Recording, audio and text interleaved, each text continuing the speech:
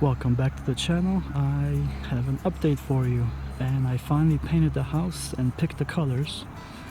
So let me show you exactly how this went down. So you can see finally what color I picked that I was struggling with. And in the sample it looked a lot darker and it came out actually very light. But at least I like it. So everything is good. The outside that you are looking at took me 2 gallons and a quarter. So I was actually amazed how little paint it took. And I did it all by hand, basically with a hand brush by myself here. And see, that's how that looks finally. So that's finished. 2 gallons and a quarter. So literally $70 worth of paint to paint the outside. So if you do things yourself, that's the best way to save money, basically. Is just to do something yourself. You don't have to rush. Take your time, do it yourself, and you can save a boatload of money. So see, that's how it came out. Let me show you the inside here, because a couple of things have changed.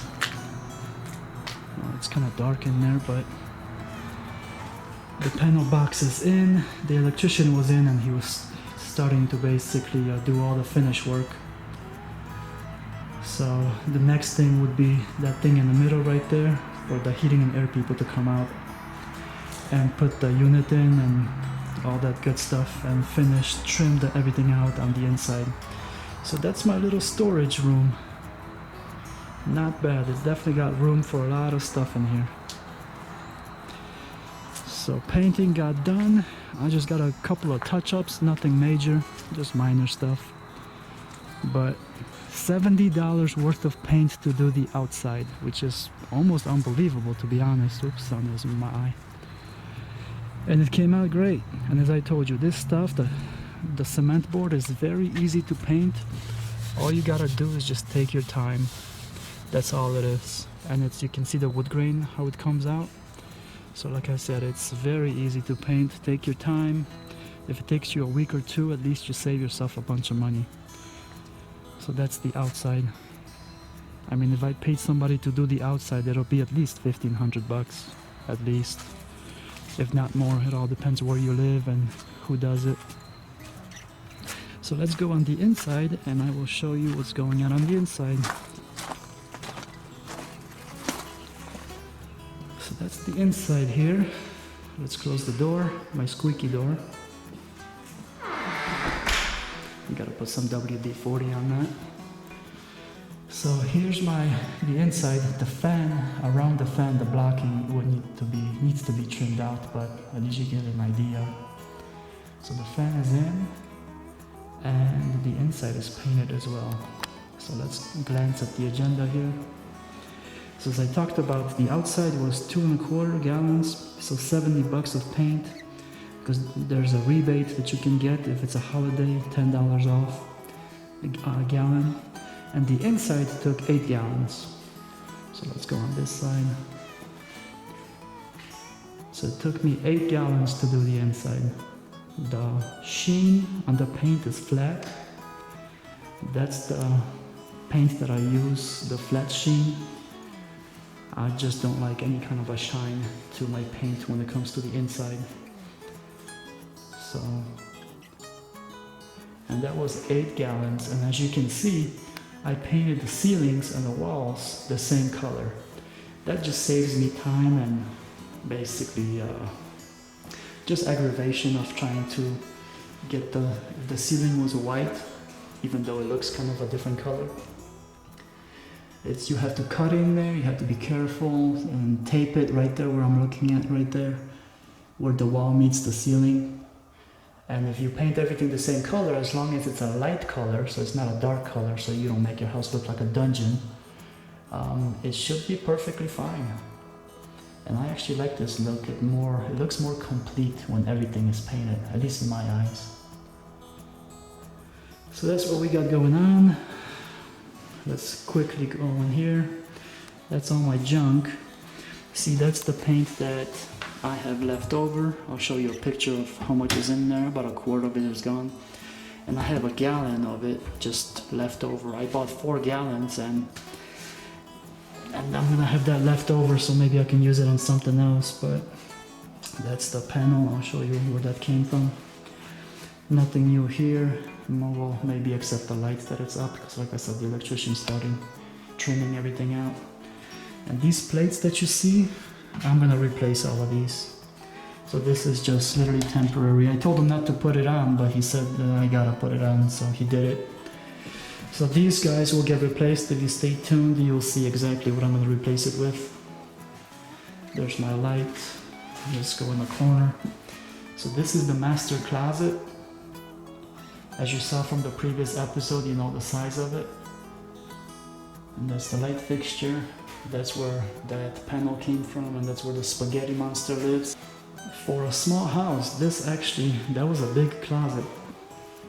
So let's walk to the other side of the house. So when the guys come out, they're gonna poke a hole in here, and that's where the return is. You see part of my floor baseboard trim is in here. So this is how this bedroom came out. See, same thing. I'm trying to go for like a modern and a cabin rustic look. Blend the two together. So basically that's what I'm going for.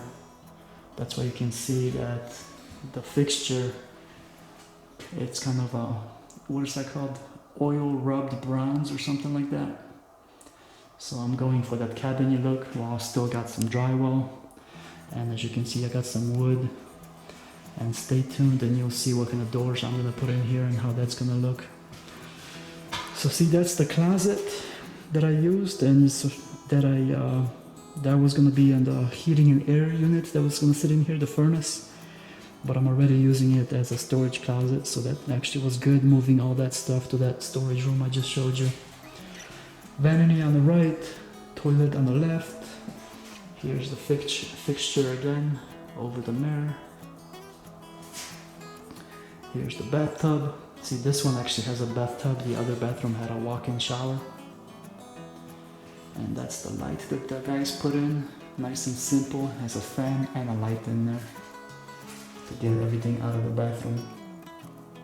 And as I said, the heating and air people need to come out and trim everything out right there.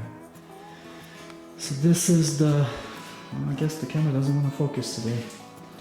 That's where the stackable washer dryer is going to be. So on the right there, you'll see that's the vent going outside.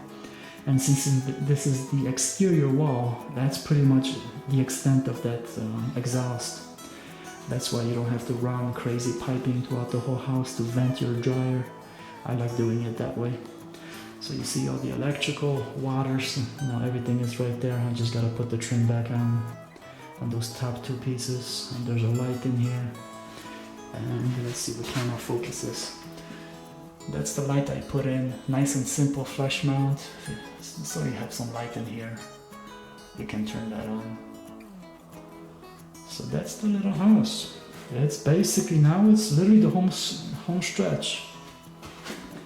And as I can, if you're following these videos and you're watching these, as you can see, it's in this episode specifically, the more you can do yourself, you're gonna save money, because if you have to pay people, you're going to spend money on their labor. So the next thing I'm going to do is start the flooring, since everybody's pretty much out of here, and all I gotta do is just sweep everything, vacuum everything with the shop vac, and start my flooring. And then pick up my cabinets, which are already waiting for me. That's done. The appliances are paid for and they're also waiting for me. So that's what I talked about in the couple previous episodes, how to think ahead and do things ahead of time so you don't have to wait and you get done with this in a time efficient manner, so you don't build your house for the next 5-10 years. You can actually do it fairly quickly. So this is basically that. That's the episode. I'm not going to drag this out because it doesn't need to be. I think I covered everything that was on the agenda. Inside covers, yep, I covered that. So there you go. Thank you very much for watching. The windows are dirty. Here's a view of my office right there. And we'll end on that. I'll see you guys next episode. Take care.